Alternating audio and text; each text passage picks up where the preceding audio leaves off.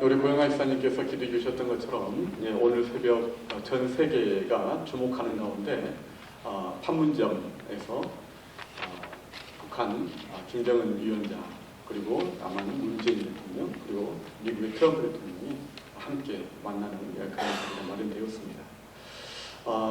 앞으로 참 이 한반도에 평화가 참 와야 하는데 그 모든 물꼬를 트시는 분은 하나님이신 줄 믿습니다.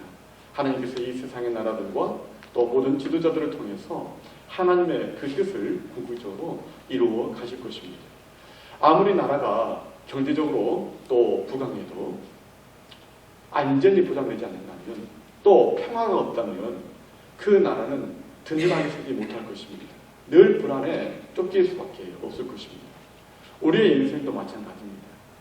우리의 삶 가운데 또한 물질적인 그런 풍요로움이 있고 또 건강이 있다 할지라도 우리의 마음속에 평안이 없다면 늘 마음속에 가슴 조이며 불안해하며 또한 쫓기며 그렇게 사는 것처럼 우리의 마음속에 평화를 누리지 못하고 산다면 참 그 인생은 복된 인생이라 그렇게 말할 수는 없을 것입니다. 그만큼 하나님께서 우리에게 주시고자 하시는 것은 바로 평안입니다. 하나님의 평안입니다. 그 평안이 우리 마음속에 자리 잡고 있으면 사실은 우리의 삶에 고난이 오고 또 물질적인 어려움이 오고 또 여러 가지 어떤 실패가 안 갈지라도 사실은 견뎌낼 수 있고 이겨낼 수 있는 바로 그러한 삶이 되기 때문입니다. 오늘 이 말씀을 통해서 하나님께서 우리에게 이 평안을 주실 때 우리가 어떻게 그 평안을 경험할 수 있는가 바로 거기에 대해서 우리에게 말씀하고 있는 내용이 시편 131편입니다. 이 시편 131편은 성전에 올라가는 노래 이렇게 제목이 붙어 있습니다. 이 히브리어 원문 성경에는요 제목이 계단을 오르는 노래 이렇게 붙어 있다고 합니다. 계단을 오르는 노래. 이 시편 131편은 예루살렘 성전을 향하여서 제사를 드리기에 하나님께 예배하기에 이제 순례자의 긴 여정을 마치고 이제 예루살렘 성전 그 앞에 도달했을 때 그 시온성의 계단을 한 계단 한 계단 오르며 부르는 노래들 바로 그 노래들 중에 하나가 이 시편 131편의 이 노래라는 것입니다. 드디어 이제 눈앞에 그토록 소망했던 하나님의 성전이 보입니다. 이제 계단 몇 개만 올라가면 목적지에 오르게 되는 것입니다. 가장 거룩한 곳, 하나님께서 임재하시는 친히 계시는 바로 그곳에 이제 이르게 되는 것입니다.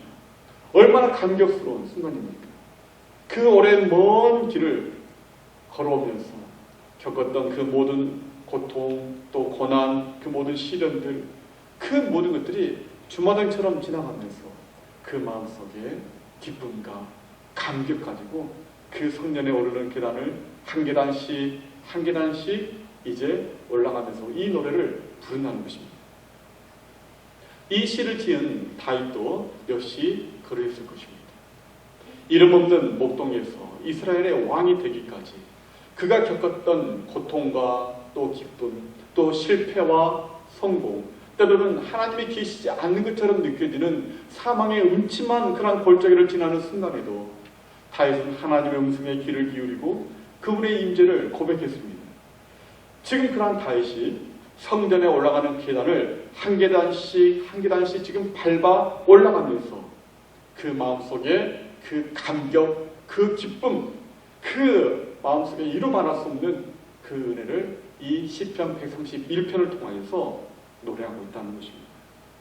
자신이 힘들었던 인생의 여정을 마치고 마침내 목적지에 다다랐기 때문에 다윗은 거기에서 승리와 한의의 노래를 부를 수도 있었을 것입니다. 하지만 오히려 다윗은 승리와 환희의 어떤 개성가를 부르는 것이 아니라 평안과 그리고 고요한 침묵의 노래를 부르고 있다는 것입니다. 오늘 이 본문을 통해서 다윗의 마음속에 임했던 그 평안이 어떻게 주어졌는가, 다윗은 그 평안이 어떻게 내 마음에 오게 되었는가를 오늘 본문을 통해서 우리가 함께 살펴보고 세 가지로 은혜를 나누기로 원합니다. 첫 번째는 하나님 앞에서 욕심을 버리고 겸손할 때에 그 평안을 얻게 된다는 것입니다. 다윗은 인생의 굴곡을 거치면서 그의 인생과 그 마음이 연단되었고 또 깨끗하게 정화되었습니다. 인생이 겪는 고통의 많은 부분이 자신의 그 욕심과 교만 때문에 일어났다는 사실을 다윗은 깨닫게 된 것입니다. 그래서 오늘 본문 1절을 이렇게 시작하죠. 우리 같이 읽어보도록 하겠습니다. 여호와여, 내 마음이 교만하지 아니하고 내 눈이 오만하지 아니하오며 내가 큰 일과 감당하지 못할 놀라운 일을 하려고 힘쓰지 아니하나이다. 다윗은 지금 세 가지를 부정하고 있습니다. 나는 교만하지 아니할 것이며 눈이 높지 않을 것이며 또한 감당하지 못할 큰 일에 욕심 부리지 않겠다. 바로 그것입니다. 다윗의 마음속에 하나님의 그 평안이 임했던 그 이유가 무엇입니까? 하나님 앞에 자신의 지나친 욕심을 버리고 하나님 앞에 겸손하게 자신의 마음을 낮추었다는 것입니다. 그때 하나님이 주시는 그 평안을 다윗이 그 마음속에 누리게 되었다는 것이죠. 하나님의 성전에 예배하기 위해 그 계단을 하나씩 올라가면서 다윗은 그의 마음속에 교만과 또 그의 마음속에 또한 모든 욕심을 하나씩 내려놓으면서 하나님의 성전의 계단을 오르고 있다는 것입니다. 여러분, 우리가 모든 일을 다 할 수 있으면 참 좋겠지만 사실 실제로 우리가 그렇게 살지 못합니다. 우리가 할 수 있는 일이 있고 또 할 수 없는 일들도 있습니다. 또 우리가 바꿀 수 있는 것도 있는가 하면 또한 우리가 바꿀 수 없는 것이 참 많습니다. 이것이 우리의 인생의 한계이죠. 다윗도 마찬가지였습니다.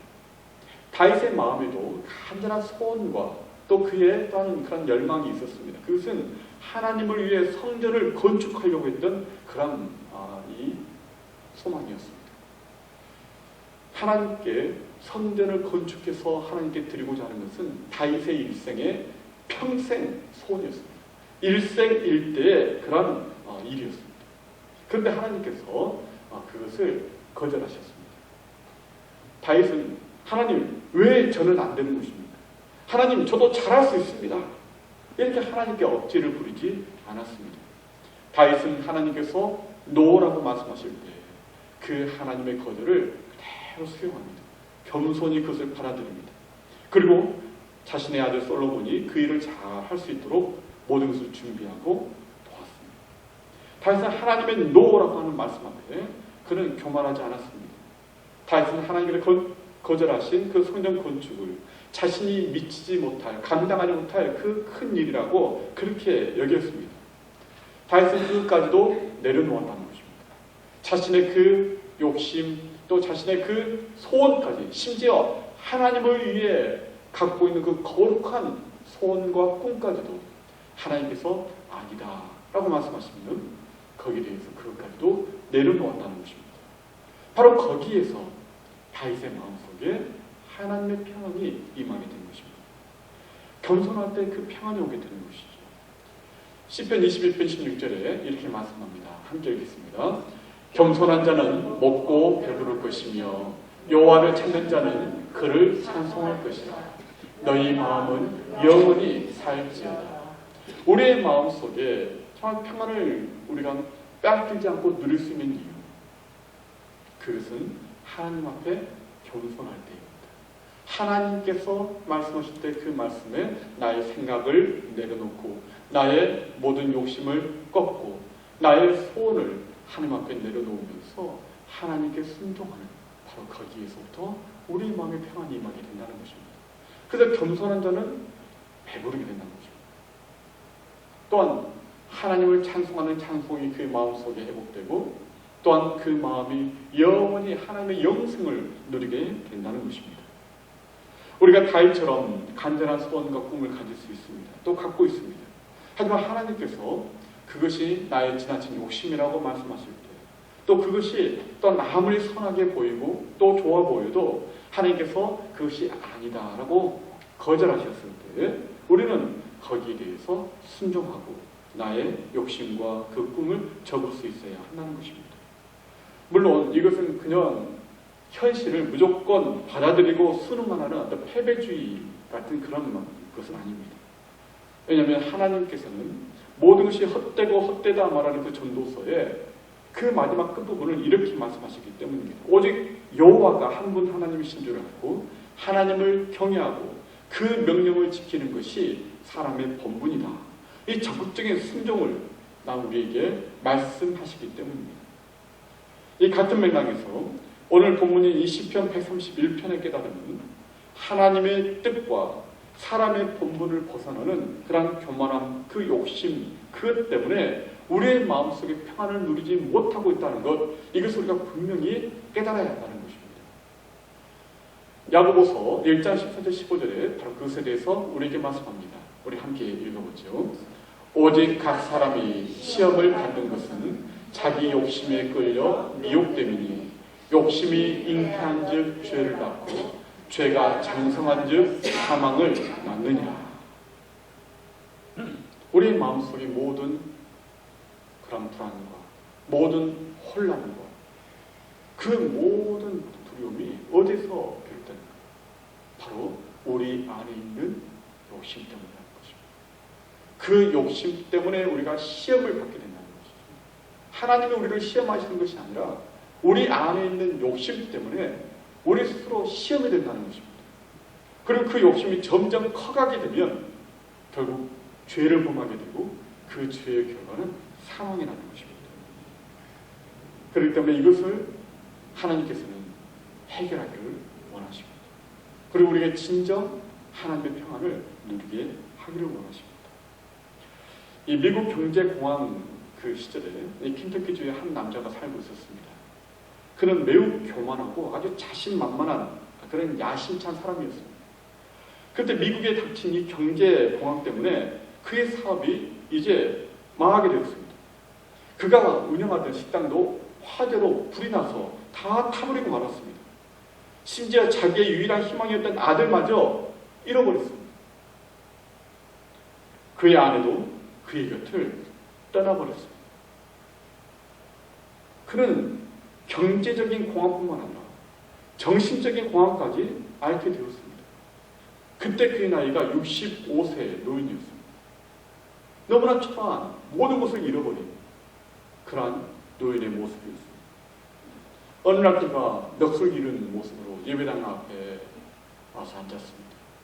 근데 그때 예배당에서 한 여인이 찬송을 부르는 그 찬송 소리를 듣게 됩니다. 그 찬송의 노래는 이것이었습니다. 너 근심 걱정 마라. 주 너를 지키리. 주 날개 밑에 거.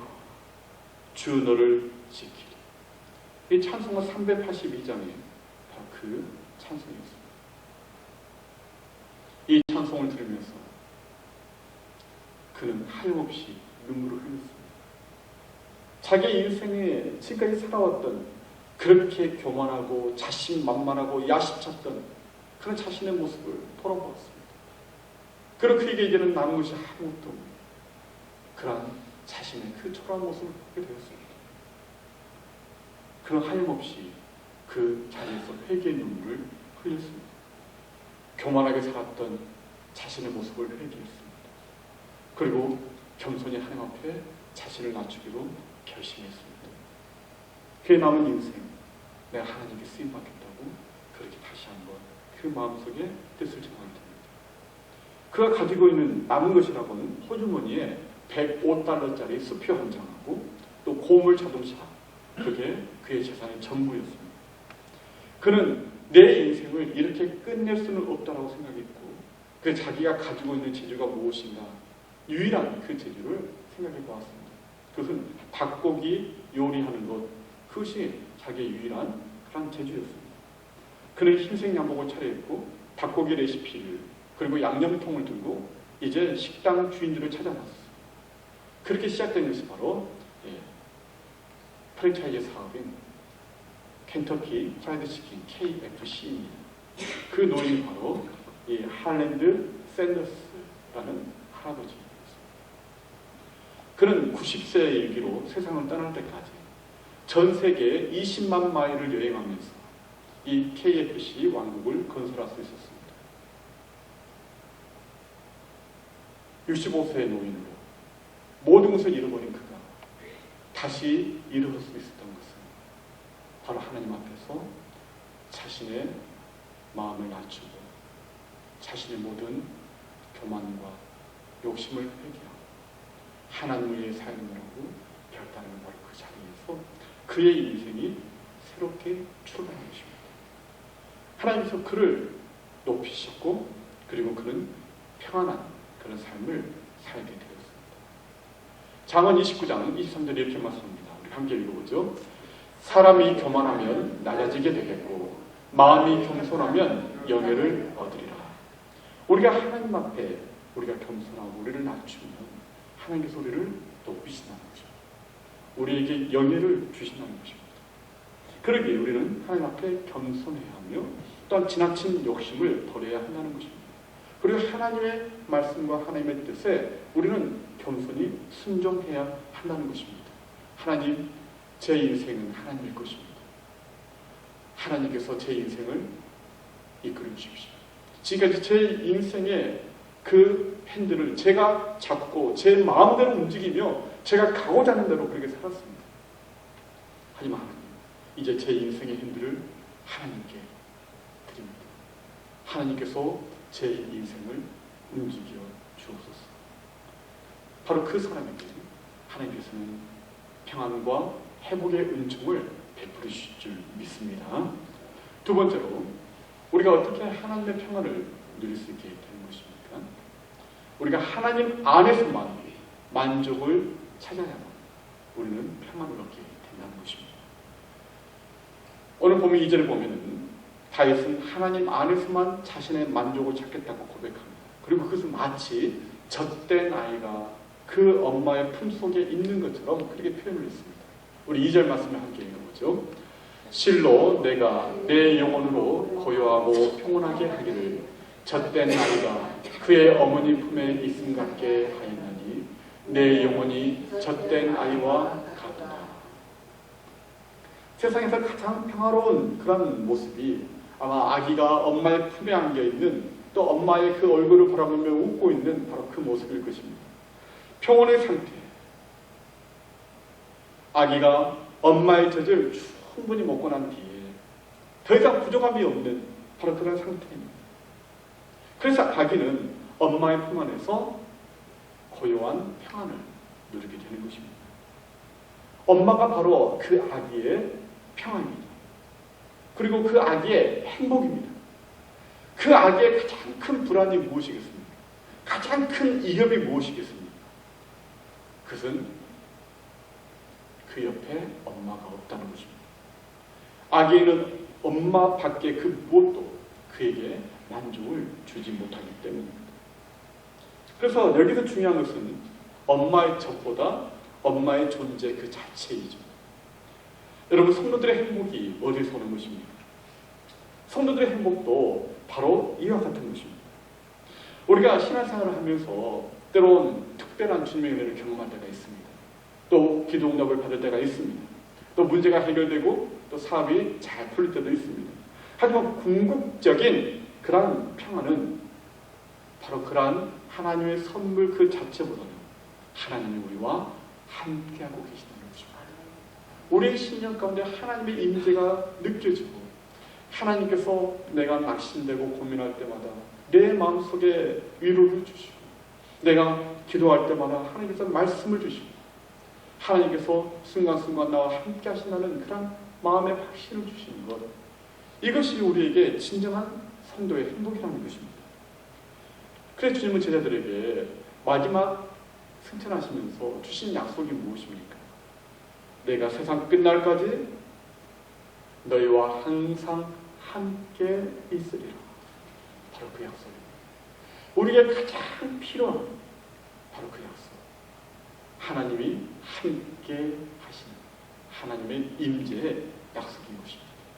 그러기에 하나님 안에서만 만족을 찾기를 소원하고 하나님만이 나의 인생의 유일한 인도자이심을 믿고 섬기는 성도들에게는 바로 이와 같은 어린아이가 엄마의 품 안에서 누리는 이러한 큰 평안을 얻을 수 있게 된다는 것입니다. 엄마 외에는 자기를 살펴줄 사람이 아무도 없다라고 생각하고 엄마를 졸졸 따라다니는 그런 천진한 아이처럼 그런 하나님을 찾고 하나님을 의지하고 하나님 품 안에서만 내가 만족을 누리겠다라고 그렇게 결단하는 그 심령 속에 하나님의 평안이 임하게 되는 것입니다. 여러분, 그 평안이 오늘 여러분의 마음과 심령 가운데 임할 수 있기를 바랍니다. 세 번째로, 어떻게 우리 마음속에 또 하나님의 평안이 임하게 될 수 있을까요? 항상 하나님만을 바라볼 때 평안을 얻는다. 그렇게 오늘 본문 말씀하고 있습니다. 다윗은 3절에 이렇게 말씀합니다. 함께 읽겠습니다. 이스라엘아, 지금부터 영원까지 여호와를 바랄지어다. 이 세계 제2차 대전 때 그때 독일군이 연이어 이 영국을 폭격을 했습니다. 영국의 런던 시민들이 매일 오는 이 폭격 때문에 불안해서 잠을 이루지 못하고 있었습니다. 그런데 이 방공호 안에서 이 편하게 이 잠을 주무시는 할머니 한 분이 있었습니다. 그래서 사람들이 도대체 할머니는 불안하지 않고 두렵지 않습니까? 어떻게 그렇게 편안하게 잠을 주무실 수 있습니까? 그렇게 묻자 할머니가 이렇게 대답을 했습니다. 저는 매일 밤 기도합니다.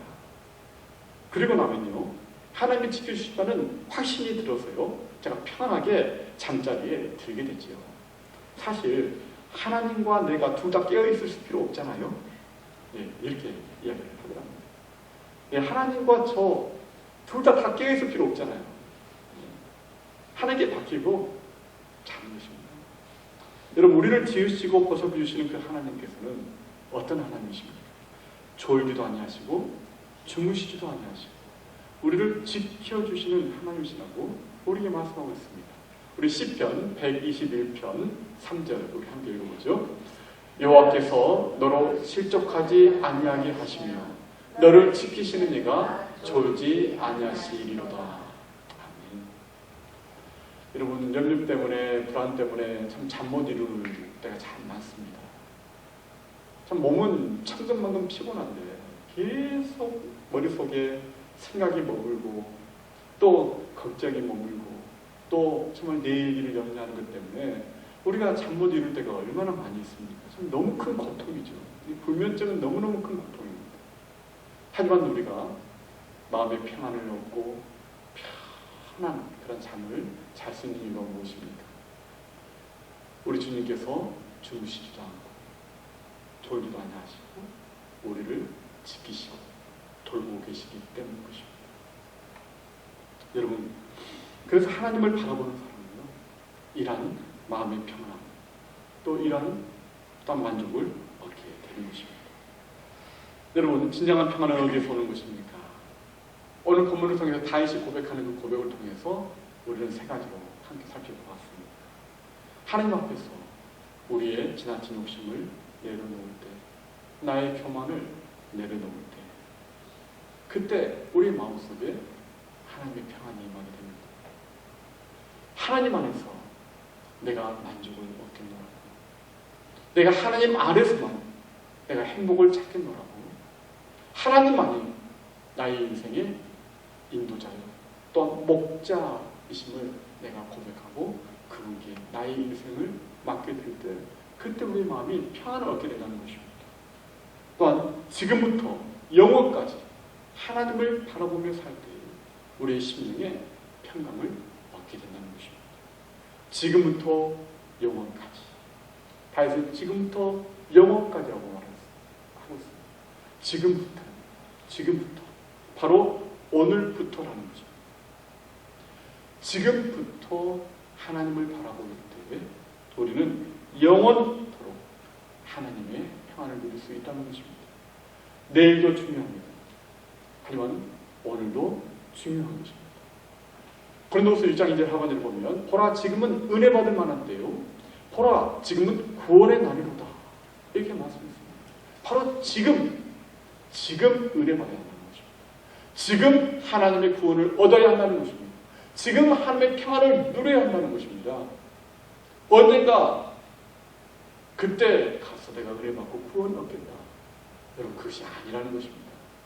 내가 살고 싶은 대로 마음대로 살다가 죽기 직전에 내가 예수 믿고 그때 천국 가겠다. 여러분, 그게 아니라는 것입니다. 여러분, 그걸 우리가 어떻게 알 수 있나요? 그 마지막 때가 어떻게 우리에게 다가올지 우리가 어떻게 확신할 수 있나요? 바로 지금이라는 것입니다. 바로 오늘이라는 것입니다. 오늘 너희가 은혜 받아야 하고 오늘 너희가 구원을 얻어야 한다는 것입니다. 다윗도 바로 오늘 지금 하나님을 바라봐야 한다라고 이렇게 말씀하고 있는 것입니다. 그때 주님이 말씀하신 이 말씀이 우리에게 다가오는 것이죠. 우리 마태복음 6장 34절 같이 읽어보죠. 그러므로 내일 일을 위하여 염려하지 말라. 내일 일은 내일이 염려할 것이요 한날의 괴로움은 그날로 족하니라. 내일 일은 내일이 알아서 염려할 것이다. 그러니 너는 내일 일 염려하지 말고 오늘 하나님을 의지하고 하나님을 바라보아라. 낮에 해와 밤의 달이 너를 상하지 않도록 내가 너를 지키며 내가 너를 보호할 것이니 내일 일은 내일 염려다. 그것은 너의 몫이 아니라 네가 염려한들 그것이 너에게 무슨 도움이 될 것이냐. 그 염려가 너의 키를 한 대나 더 늘릴 수 있겠느냐. 그럴 수 없다. 여러분, 대부분의 사람들이 염려하는 그 염려의 내용이요 97%가 염려하지 않아도 될 일을 염려한다고 합니다. 아직 오지 않은 일, 또 아직 일어나지 않는 일, 그것들을 끌어다가 염려한다는 것입니다. 지금 현재 하나님을 기뻐하는 사람이 내일도 역시 하나님을 기뻐할 수 있습니다. 오늘 하나님을 바라보는 사람이 내일도 역시 하나님을 바라보며 살 수가 있는 것입니다. 오늘 하나님의 은혜를 받는 사람이 내일도 하나님의 은혜를 누리며 살 수 있는 것입니다. 오늘 하나님 안에서 행복을 찾은 사람이 영원까지 행복할 수 있는 것입니다. 여러분, 그렇기 때문에 너무 결과지향적으로만 우리가 살게 된다면 우리는 오늘의 행복을 놓쳐버리며 살게 될 것입니다. 그래서 여호와를 바라고 기뻐하는구나. 언제부터? 지금부터, 오늘부터, 지금부터 하나님을 바라보는 거죠. 하나님, 제 일 좀 풀리면 그때 제가 마음껏 하나님 제가 예배하고요, 마음껏 하나님 섬기고 하나님 바라보겠습니다. 지금 조금 사업이 좀 나아지면 그때 가서 제가 열심히 신앙생활 하겠습니다. 그게 아니라는 것이죠. 바로 오늘입니다. 바로 지금입니다.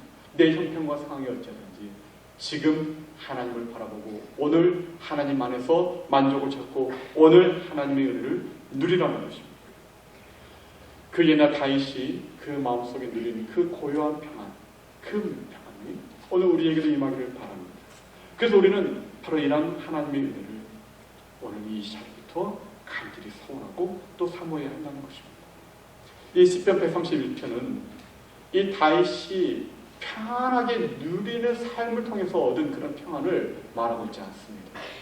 다윗의 그 인생 가운데 고통과 기쁨, 성공과 실패를 끊임없이 대면하면서 그 과정 가운데 정말 하나님이 깨끗하게 다윗을 씻으시고 또 정결하게 하시고 또 연단하시고 그리고 하나님과 함께 동행하면서 얻게 된 그런 상처의 흔적인 것입니다.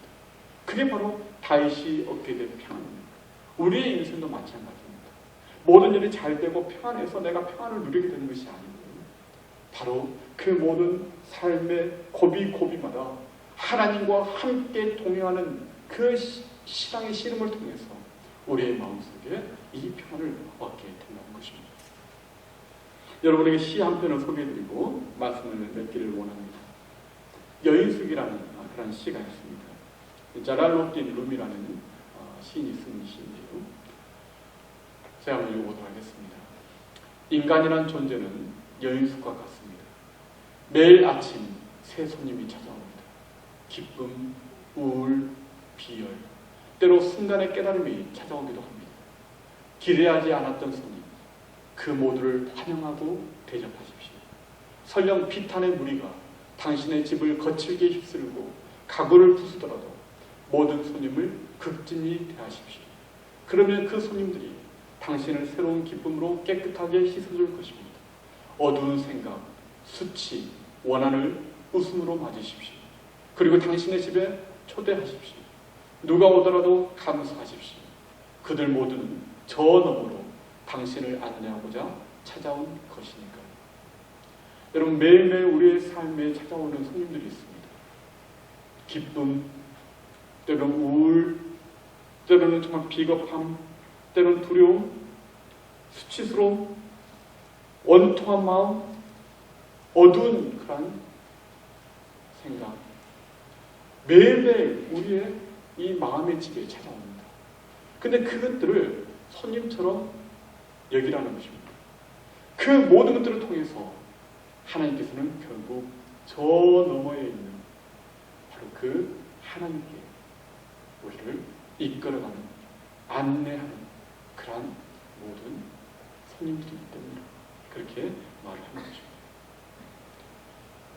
다윗이 이름 모를 목동에서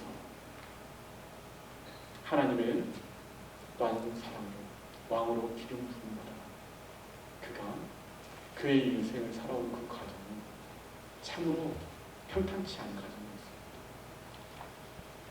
늘 원수들이 다윗의 주위에 그의 생명을 노렸습니다. 사울 왕이 늘 다윗을 죽이고자 그를 쫓아다녔습니다.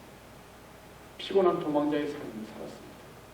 때로는 정말 비겁하게, 비굴하게 자신의 목숨을 건지기 위해 미친 척하면서 그렇게 딴 그 고비를 지나갈 일도 있었습니다. 때로는 자신의 욕심 때문에, 정욕 때문에 그가 바스바를 범하는 그런 실수와 실패를 경험하고 있습니다.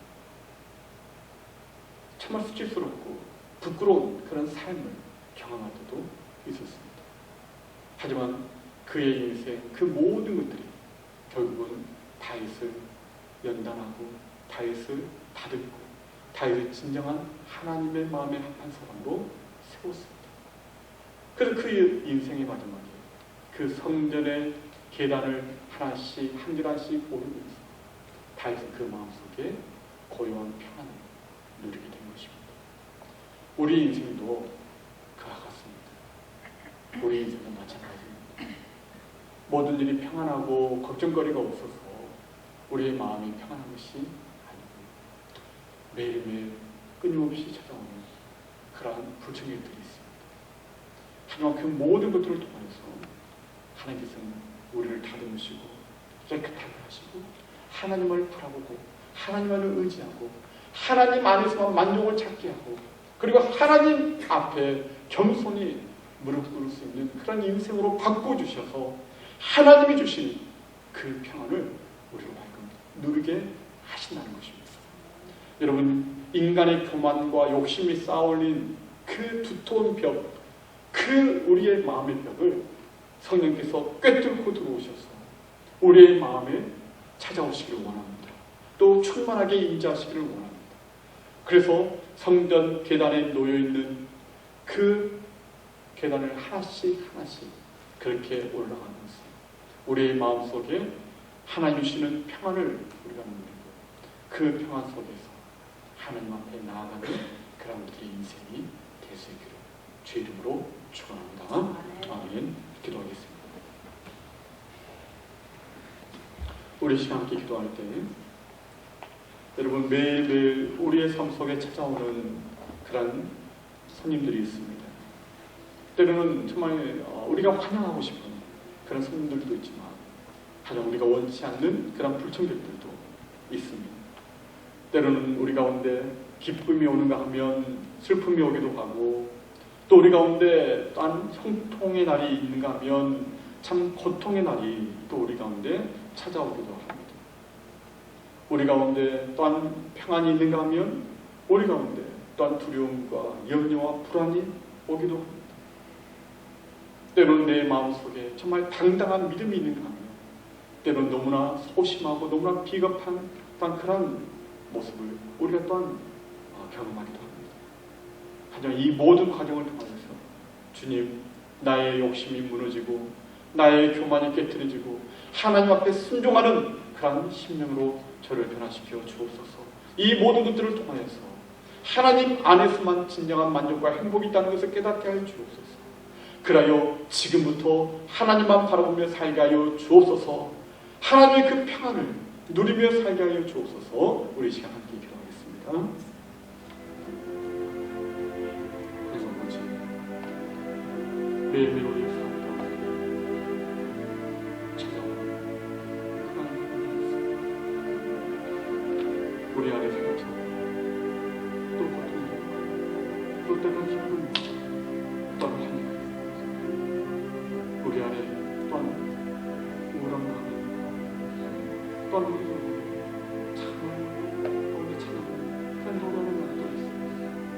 하지만 주님, 이 모든 이 고민을 우리가 또한 이 모든 과정을 통해서 나를 연단하시고 나의 욕심을 내려놓게 하시고 하나님 앞에 겸손하게 또한 낮추시기를 원하시는 그 하나님의 뜻을 따라 하나님과 또 당신의 삶으로 변화되어 가게 하여 주시옵소서. 하나님 안에서만 참된 만족과 행복이 있으시오. 하나님 안에만 그렇게 되시길 주시옵소서. 지금부터 영원까지 하나님을 바라보고 하나님을 의지하고 하나님을 살고 그래 하나님 앞에 그 성전의 비난을 오는 그 다윗의 마음처럼 우리가 오늘 하나님의 그 보혈을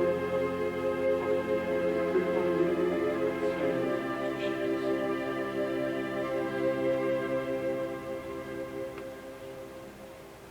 사랑의 하나님, 나의 마음속에 두터워진 교만과 욕심의 그 벽을 꿰뚫고 들어오시는 그 성령의 음성에 우리가 다시 한번 귀를 기울입니다.